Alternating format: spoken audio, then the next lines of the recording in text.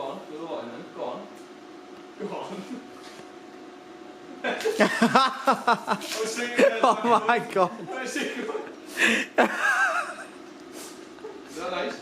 Yeah, lovely. Good job with the expectation, isn't it? Jesus Christ. Right guys, welcome back to the garage. So, it's been a few weeks since the last video, not much has been going on. Since I bought the lathe, funds have been low, because I had the outlay of the lathe, so yeah, we've just been doing odd jobs here and there. So, today, I've been welding up this trailer for a lad at work. So this is a new axle I've put on.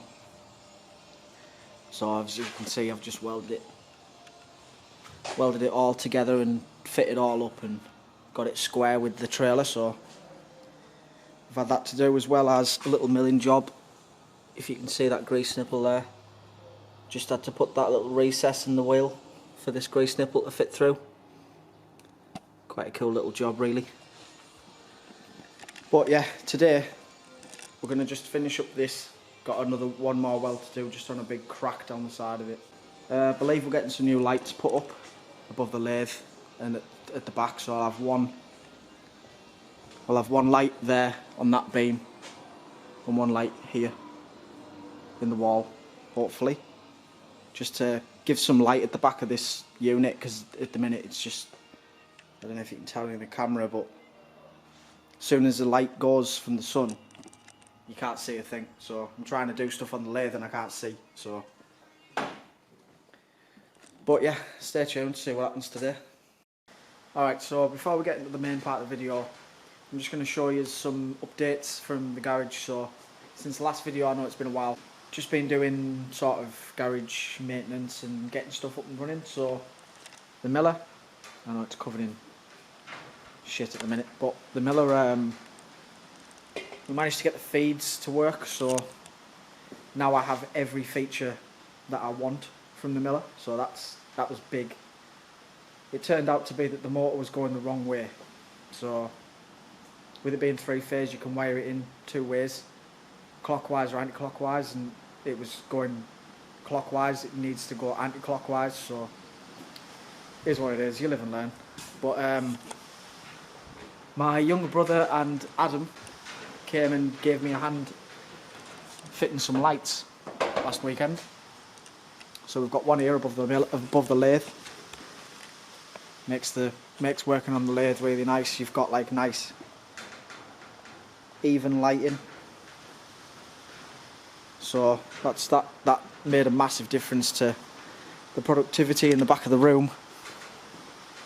So they allow me to, you can't really tell in the camera, but I can see what's going on under the car now. There you go, see? So yeah, just that quick update out the way.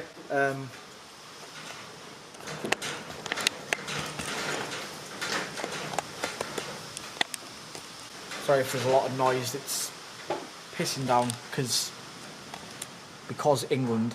Today, my mate Andy borrowed me a MIG welder. So I don't own a MIG welder, I have a TIG welder. And to do the E28,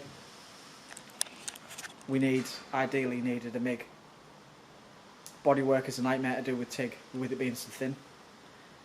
So, usually it's really awkward to get into spaces with a TIG. Andy was nice enough to borrow me his MIG set. There is I'll just get this off here.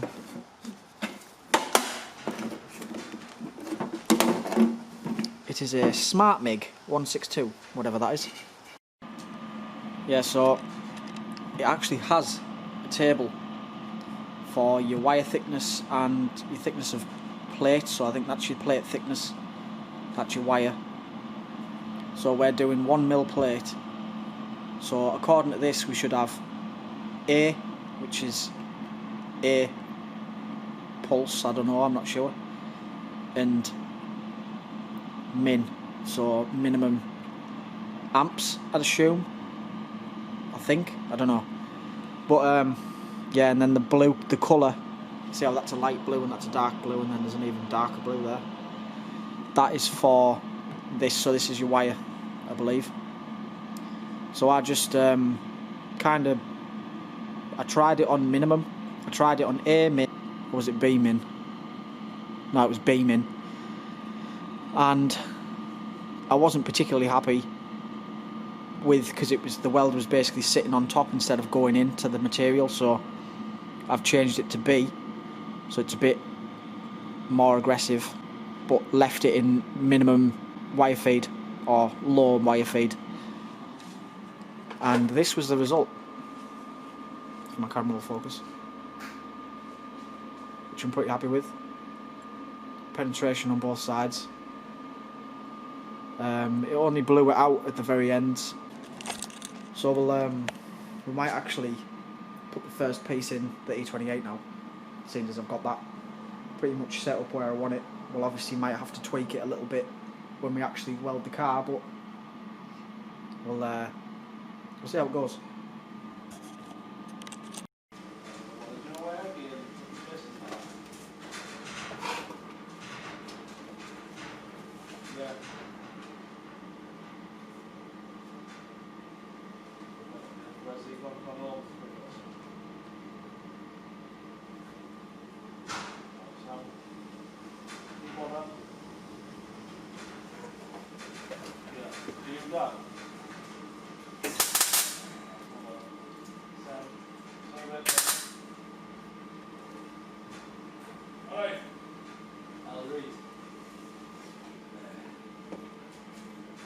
Steve Kelly said he's going home for a bath. For a bath? Or a shower or something.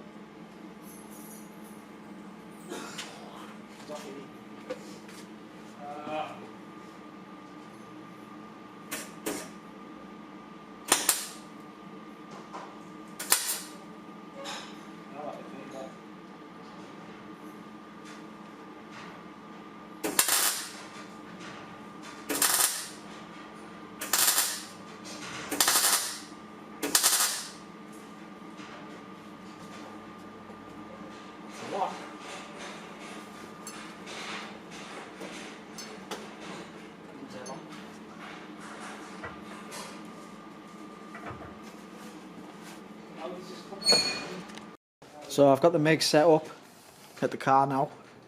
Hopefully this earth is good enough. I can't get anywhere near where I'm welding to earth it out, so hopefully it does the job. But yeah, this is my patch piece for the frame rail.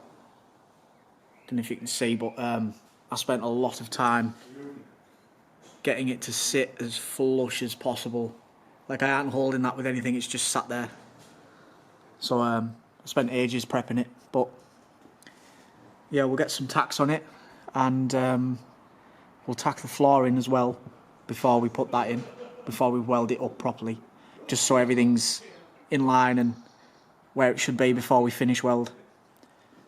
So yeah, I'll put these on the tripod and we'll stick a few tacks on.